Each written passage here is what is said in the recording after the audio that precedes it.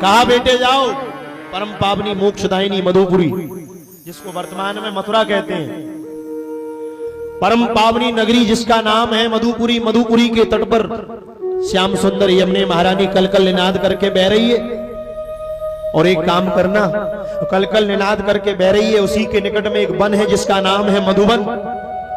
मधुबन में जाकर बेटा भजन करना। और क्या भजन करना? बोले 12 अक्षर मंत्र का जाप करो। गुरु जी को प्रणाम किया। प्रणाम करके जैसे ही निकले, यमुना स्नान किया। यमुना स्नान करके मधुबन में जैसे ही बैठे हैं, सुखदेव जी कहते परीक्षित, पहला महीना तपस्या का लगा है। कैसी तपस्या कर रहे हैं? बोले त्रिरात्रांते त्रिरात्रांते कपित्थ बदरासना, अर्थात 3 दिन में केवल एक बार फल खा रहे हैं 5 वर्ष का बालक ध्रुव। अब आजकल ये लोग कहते हैं भजन तो बुढ़ापे में करेंगे, और ये 5 वर्ष का बालक भजन कर रहा, और लोग कहते हैं हम तो बुढ़ापे में करेंगे। बुढ़ापे में तुम्हारे गोड़े ही नहीं चलेंगे। आजकल जिनसे पूछो बोले महाराज का बताएं, घुटने बहुत दुख से, बहुत ही यार। अब बता, जब घुटने ही नहीं चलेंगे तो क्या भजन करो? और लोग, कथा तो जवानी का विषय है। क्यों? आजकल बच्चे अगर मंदिर जाएं तो माँ बाप क्या कहते हैं? बोले बेटा हमें ऐसा लग रहा है तुम बाबा मत बन जाना। माँ बाप कहते हैं ऐसा लग रहा है बाबा मत बन जाना। बेटा चोर बने, डकैत बने, माँ बाप नहीं कहते। मंदिर जाए, भगवान के यहाँ जाए तो माँ बाप कहते हैं ऐसा लगता है बाबा बनो। बाबा बनते नहीं है, बाबा तो कई जन्मों से बने हुए आते हैं, कई जन्मों से बनते हैं। क्यों सज्जनों? बालक से माँ बाप कहते हैं समय, बोले बालक हुए तो कहा खान पान सत्य है। माँ बाप कहते खाओ पियो मौज करो, हैं? बोले बालक हुए तो कहा खान पान सत्य है। और फिर जवान हुए, उन्होंने कहा आप भजन करो। बोले नहीं। बोले यौवन हुए तो कहा साम दाम सत्य है, रुपया कमा लो नहीं तो मर जाओ। यौवन हुए तो कहा साम दाम सत्य है। फिर किसी ने कहा बुढ़ापा आ गया अब तो भजन कर लो, उन्होंने कहा बिल्कुल मत करो। बोले बालक हुए तो कहा खान पान सत्य है, यौवन हुए तो कहा साम दाम सत्य है, वृद्ध हुए तो कहा धरा धाम सत्य है। बोले पिताजी थोड़े और जी लो नहीं तो मर जाओ। वृद्ध हुए तो कहा धरा धाम सत्य है, और मरने लगे तब कहा राम नाम सत्य है। पागल पूरे समय नहीं कहा राम नाम सत्य। इसलिए भगवान कहते त्रिरात्रांते त्रिरात्रांते कपित्थ बदराशना। कोई बड़ा योगी भजन नहीं कर रहा, केवल बालक भजन कर रहा है। और बालक भजन कर रहा है, 3 दिन में केवल एक बार फलाहार लेते हैं और कुछ नहीं लेते। 1 महीने तक नियम चला, और जैसे दूसरा महीना लगा अब नियम को और कठोर कर दिया। क्या कर दिया?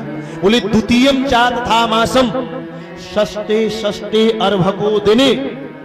अब तो महाराज 6 दिन में केवल एक बार वृक्षों के पत्ते खा रहे हैं, एक बार 6 दिन में। अब भजन करे जा रहे, और जैसे ही 2 महीना पूरे हुए, तीसरा महीना लगा, अब क्या कर रहे हैं? बोले नव में है।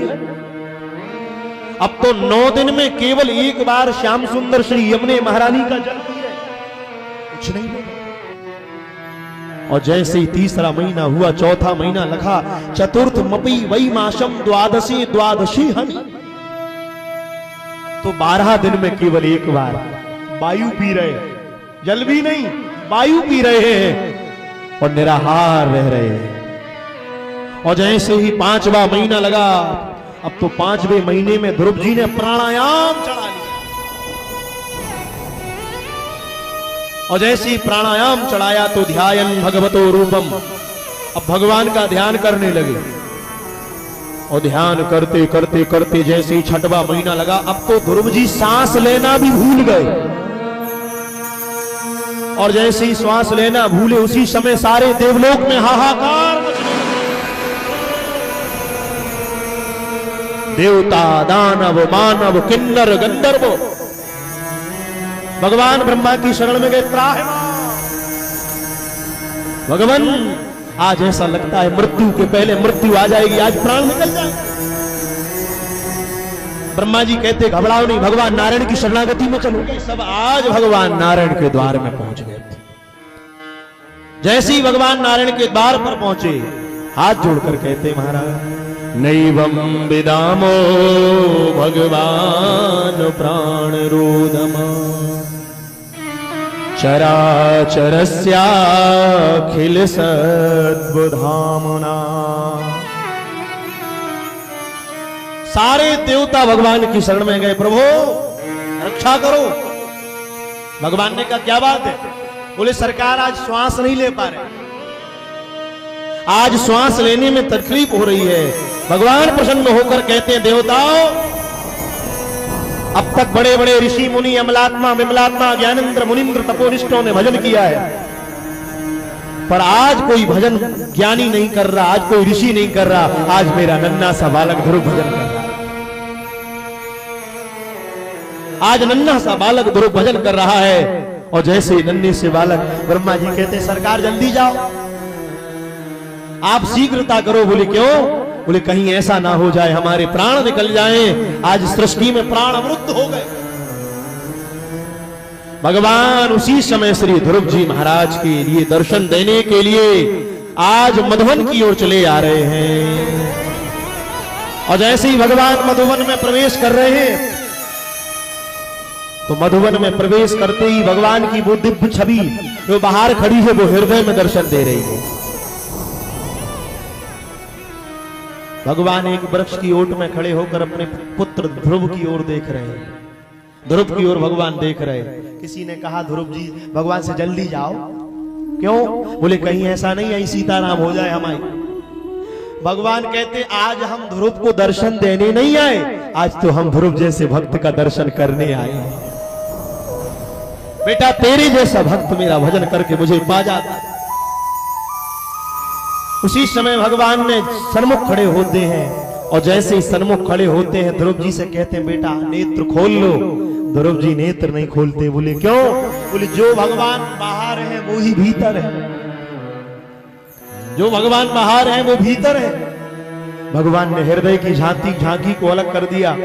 ध्रुव जी ने जैसे ही नेत्र खोले हैं तो क्या देखते हैं? असंख्यित गुण गण निलय, अकारण करुणा वरुणालय, भक्त वांछा कल्पतरु, तड़ितुत विनंदित पीतांबर धारी, नंद नंदन यशोदा वर्धन, भक्त जन वल्लभ गोपी जन वल्लभ भगवान नारायण प्रकट हो गए।